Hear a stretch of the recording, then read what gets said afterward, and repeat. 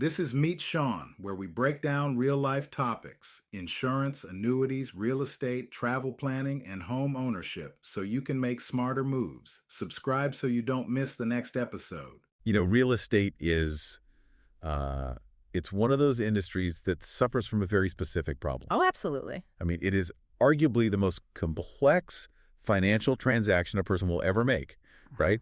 You're dealing with legal contracts, macroeconomics, structural engineering, Right. Right. and yet it is absolutely drowning in folk wisdom. It really is. It's basically the Dunning-Kruger effect in action because everybody lives in a house or an apartment. Everyone kind of feels like they intuitively understand the economics of housing. Exactly. You announce you're buying a place, and suddenly your uncle, your barista, the guy next door, they're all experts. Yep. You hear things like, don't ever buy in winter, the inventory is trash. Or always offer 10% below asking price. Yeah. Or my personal favorite, real estate agents are just really expensive door openers. And the problem with that kind of folk wisdom is that, while it sounds great at a dinner party, it often looks terrible on a spreadsheet. Right. It's advice that feels emotionally right, but is actually financially dangerous. Yeah. So today, we are going to clear the fog for you. We're doing a deep dive into a massive stack of sources from Sean Carter. He's a realtor who has written extensively on this stuff. Yeah, he covers everything from debunking these persistent market myths to analyzing the hidden economics of public transit and even what government shutdowns do to housing. It's fascinating material. It is. So our mission today is pretty specific. We want to strip away those misconceptions you've been fed and reveal a data-backed strategy for market timing. And if I had to summarize that strategy in just one concept, it would be the secret season. We're definitely going to get to that secret season, which, spoiler alert, is not when you probably think it is. Not at all. But first, we really have to fix the how. Oh. We need to debunk the myths about the deal itself. Starting with the players involved. Right. The agent. Yeah, the most pervasive myth Carter tackles right out of the gate is this idea that all agents are exactly the same. Which, I mean, is a fair assumption for an outsider to make, right? Right. They all have access to the same multiple listing service. The MLS, yeah. They all use the exact same standard state forms. So why does it actually matter who I pick? Well, Carter argues that saying all agents are the same is like saying all lawyers are the same just because they all use Microsoft Word. That's a great analogy. Right. It's about their background and their specialization. He points out that agents come from wildly different prior careers, and that completely dictates their strengths. Okay, like what? Well, you have agents with legal backgrounds. That is a massive asset when you're suddenly dealing with complex contract contingencies or weird property easements. That makes sense for the paperwork side of things. But what about just the anxiety of it all? Buying a house is terrifying. Exactly, and that's where the teacher agent comes in. Ah. Carter notes that former educators excel at explaining the process to first-time buyers who are just paralyzed by the industry jargon. Because they know how to break down complex ideas. Exactly. And then you have your territory specialists. These are people who know the zoning laws and the flood maps of a specific neighborhood better than the city council does. So it's not really about finding the quote-unquote best agent in a vacuum. It's about matching the agent's specific skill set to your own deficits. Precisely. If you're terrified of the fine print, you hire the former paralegal. If you're completely new to the city, you hire the neighborhood specialist. But the bigger friction point, and I know everyone listening has thought about this, is the cost. The commission. Right. The myth is agents keep all that commission money. Yeah. You see the closing statement, you see a number like $30,000, and you just think, Wow, they just made my entire year's salary in a week for driving me around to look at kitchens. exactly. That is the greatest optical illusion of the industry. Carter breaks down the split to show where that money actually goes. That 30 grand does not go to your agent. Where does it go? It's usually split 50-50 between the buyer's brokerage and the seller's brokerage right off the bat. Okay. Then the agent has to split their half with their broker. That's often another 50-50 or maybe a 70-30 split. And then Uncle Sam takes his cut. Obviously. You deduct self-employment taxes, you have errors and omissions insurance, marketing costs. Wait, the agent pays for marketing out of pocket? Usually, yes. Plus, MLS fees, lockbox fees. The agent is walking away with a tiny fraction of that headline number. Okay, I hear you. But let me play devil's advocate here. Even if they split it a dozen ways, isn't it better for me to just not use an agent? If I represent myself, can I just keep that 3%? You can certainly try, but Carter's data suggests that is what he calls a false economy. He notes that 88% of buyers use a realtor for a very good reason. Which is? Well, for a buyer, the service is usually free anyway because the commission is paid out of the seller's proceeds. But the critical stat here is that unrepresented buyers statistically overpay. Because they just don't know what they don't know. Exactly. Think about it. If you save the 3% commission, but you overpay for the house by 5% because you didn't understand the comparable sales data. You're already in the red. Right. Or what if you miss a major defect during the inspection window that ends up costing $20,000 to fix? You've lost. You lose money trying to save money because you don't understand the market friction points. Let's talk about those friction points, specifically when it comes to the price tag itself. If I am a seller, the classic folk wisdom says, price it high so you have room to negotiate down. Very common advice. It feels logical. Why does Carter say that's wrong? Because real estate is essentially an auction. It's not a retail store. In a competitive market, pricing slightly low is actually a psychological weapon. How so? It triggers the bidding war Oh, response. it's the FOMO factor, fear of missing out. Exactly. When a house is priced just a little under market value, you get multiple buyers emotionally invested. They start competing with each other rather than negotiating with the seller. I see. And Carter's analysis shows that the final sale price in those bidding wars often exceeds the aspirational high price the seller originally wanted anyway. Versus pricing it really high, having it just sit there for 60 days and becoming a stale listing. Right. And once a listing goes stale, buyers smell blood in the water. They assume there's a hidden defect or that the seller is desperate. Let's flip that perspective to the offer itself. There's another myth here. The highest offer is always the best offer. If I'm selling my house, surely I just want to take the biggest pile of cash on the table, right? Not if that pile of cash comes with handcuffs. Handcuffs.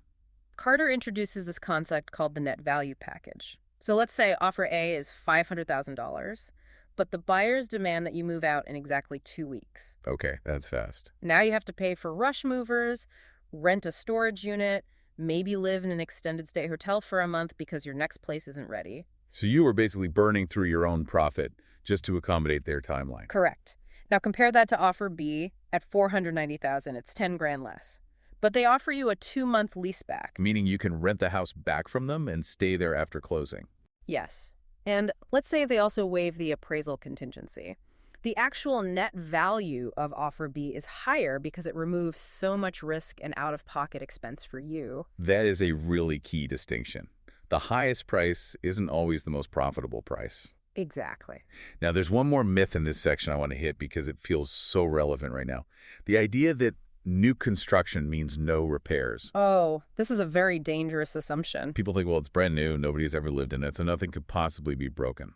Carter calls this the rushed construction factor. Is this about builders working on tight margins? Tight margins and even tighter deadlines. He lists things like plumbing leaks behind the walls, electrical issues, or just badly overlooked details. Likewise.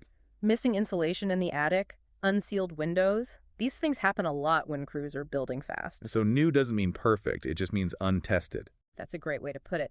An independent inspection is actually more critical on a new build because nobody has lived in the house to discover those problems yet. You're basically the guinea pig. Wow. And on the flip side of that condition myth, you have the idea that ugly homes won't sell. Carter points out that this is dead wrong too. It's wrong because it completely ignores a massive segment of the buyer pool. There is a very specific niche of investors, flippers, and value-add buyers who only want ugly homes. They actively want the sweat equity. Right. If you spend 40 grand fixing up an ugly house before you sell it, you might get a dollar for dollar return if you are incredibly lucky. Yeah. But if you just sell it ugly, you let the buyer take on that renovation risk. You sell it much faster, and you avoid the total headache of managing contractors. Okay, so we've established that the who with the agent and the how with the offer structure are way more complex than the folk wisdom suggests. Much more. Now I want to pivot to the when, because this is the core of our deep dive today. That. The secret season. Autumn, specifically in Sunbelt markets like Florida. The source material is very specific about this. The common assumption everyone has is spring.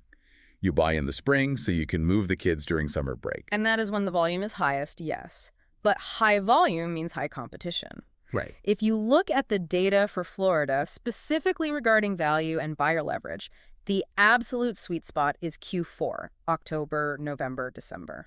Walk me through the mechanics of this. Why does the market soften so much during those months? It's a convergence of three main factors.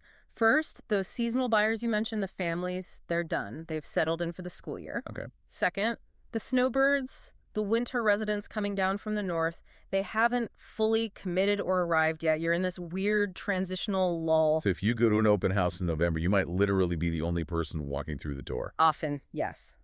But the third factor is the most powerful one. It's end-of-year motivation. Carter calls this the tired seller phenomena. Tired seller. Imagine their house has been on the market since mid-July. By November, they are just exhausted by the process. Constant showings, keeping the house perfectly clean. They just want it over with. Exactly.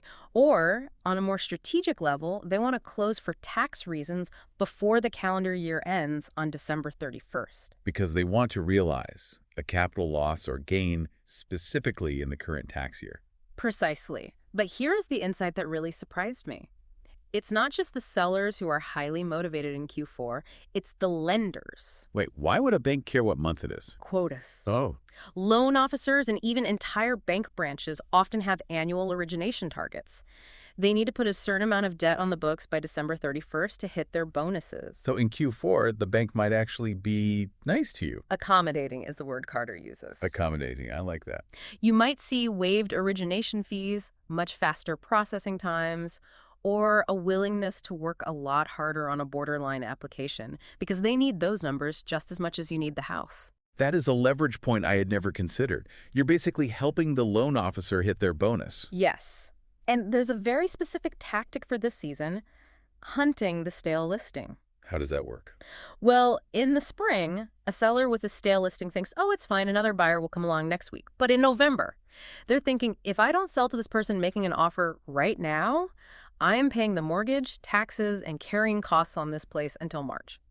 So you can come in with a clean offer, maybe fewer contingencies, and negotiate a serious price reduction. Yes.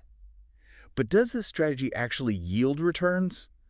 Or are you just buying a house that nobody else wanted? The statistics completely justify the move. One of the sources highlights a really fascinating data point. Fall purchases in Florida have shown a 5-year appreciation rate of 25%. Wow. That is often significantly higher than purchases made in peak spring. And it's simply because your entry price, your cost basis was lower. You are buying the dip. Plus, you get that immediate tax benefit. Right. If you close on December 20th, you can still claim property tax deductions and mortgage interest for that entire tax year, depending on how the settlement statement is structured. It is immediate gratification on your tax return. Okay, so we have the when fall, and we have the who, these motivated sellers and lenders. But real estate doesn't happen in a vacuum. Right? No, it doesn't. Carter's research also dives heavily into macroeconomics. He connects housing value to external forces like infrastructure and, surprisingly, government shutdowns. Right, these are the external forces. Let's start with infrastructure, because this is all about long-term value retention. Okay. Carter shares a report on the impact of transportation, specifically fixed rail transit. This was the number that actually made me stop reading and double-check the source material. You're talking about the recession resilience stat. Yes. During the Great Recession, from 2006 to 2011, properties within a half-mile of fixed rail transit outperformed regional averages in value retention by 41.6%. 41.6%. That is literally the difference between being severely underwater on your mortgage and actually walking away with equity. But why? Is it just because people really like taking the train? It's deeper than that. Carter explains it through this concept of land value elevation. Okay, what does that mean?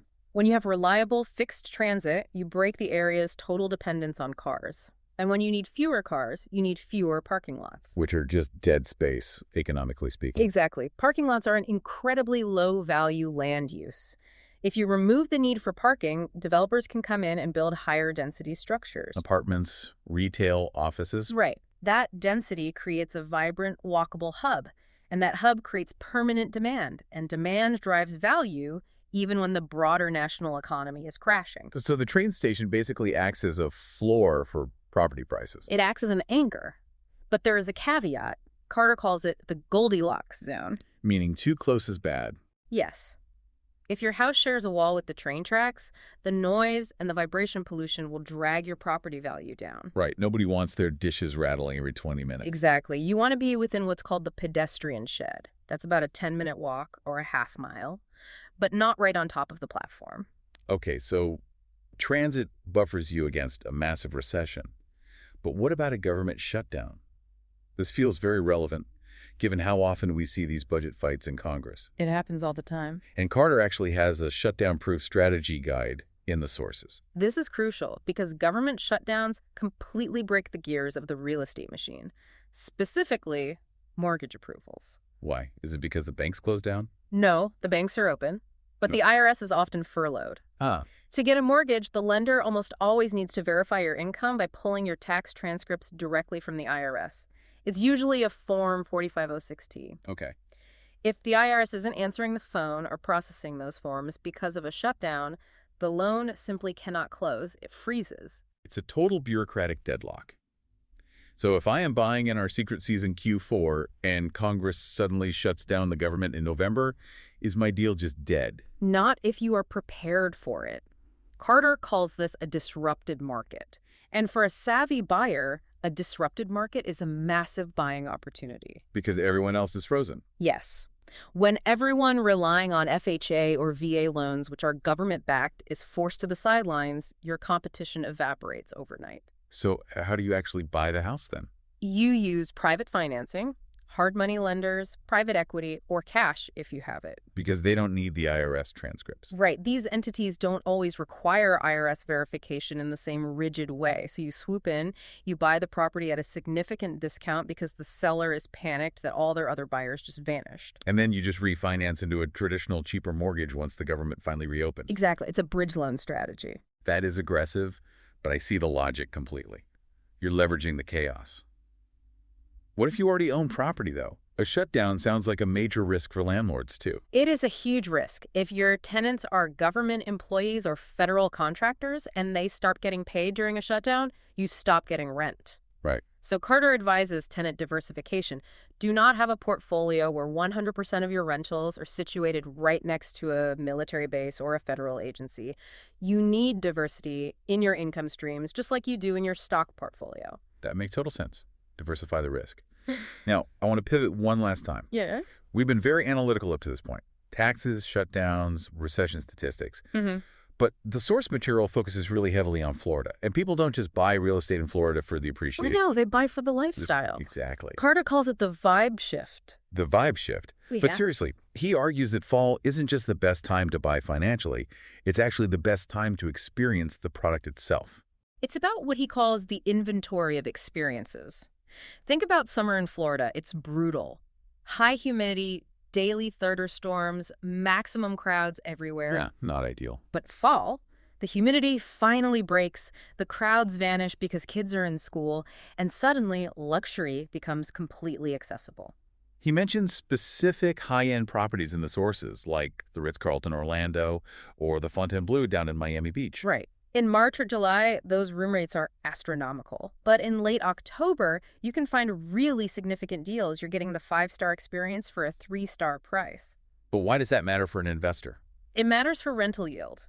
If you own a short-term rental in Florida, you aren't just relying on Disney World all year round. Carter points out that the event calendar in the fall is a massive driver of income. Because of specific local events. Exactly. In Orlando, you have the huge Halloween events, Mickey's Not-So-Scary Halloween Party for the families, and Halloween Horror Nights for the adults. These drive massive weekend traffic. And it's not just Orlando either. St. Augustine has those historical ghost tours, the Ghosts and Gravestones tours, which obviously peak in October. And down in the Keys, you have Fantasy Fest. Which is, well, let's call it a very unique cultural experience. It certainly is. But from a pure investment standpoint, these festivals fill a critical gap. If you buy that investment property in September, you aren't just sitting on an empty house waiting for winter. You have these fall festivals bringing in high-yield short-term renters. Right. And then immediately after those events wrap up, the snowbirds arrive for their lucrative 3-month stays. Speaking of the snowbirds, Carter mentions a very specific timeline for them. listing rentals by October 1st. That is the magic date. You have to capture the anticipation of the winter crowd. If you wait until January to list your property, you've completely missed the snowbirds because they plan their trips months in advance. You need to be visible when they are actually making their decisions. Exactly. So, let's try to synthesize all of this for the listener. We started with the idea that common knowledge is very often wrong. Right. Agents have distinct specialties. The lowest price isn't always the worst strategy for a seller to start with, and the highest offer isn't always the best for your bottom line. Then we identified our secret season, Q4, fall in Florida. Because it offers this perfect storm. You have motivated sellers, you have tired lenders looking to hit their quotas, and you get immediate tax incentives. Plus, that historical 25% appreciation bump over 5 years simply because you bought during the lull. Yep. And then we learned that if we want that investment to be truly resilient, we need to look for transit. That 41.6% value retention near fixed rail is your safety net. It protects your equity when the broader economy stumbles. So, putting myself in the shoes of someone listening right now, if you have some capital and you're looking to make a move, what does the perfect deal actually look like based on this entire stack of research? It's a really provocative image to think about. And I can tell you, it's probably not the shiny new build in the suburbs in April. So what is it? The perfect investment, statistically speaking, might actually be an ugly house that needs cosmetic work, located within a 10-minute walk of a train station. Okay. And you buy it in November. Ideally, during a market disruption, like a government shutdown, using private financing or cash. So you are literally the only buyer at the table. Exactly. You get it for an absolute steal because the seller is exhausted and wants the tax write-off. Then you fix it up over the winter, list it for rent in time for the snowbirds or the next fall festival season. And you just watch the value climb while everyone else is waiting around for spring to even start looking. It's the ugly duckling strategy, but it is backed by hard data. It really drives home the point that the boring details are what matter. The tax calendars, the transit maps, the specific months of the year. That is where the actual profit is hiding. Absolutely. The exciting profits are usually hidden in the boring paperwork. They really are. Well, there you have it. If you're listening to this, don't listen to the folk wisdom at your next dinner party.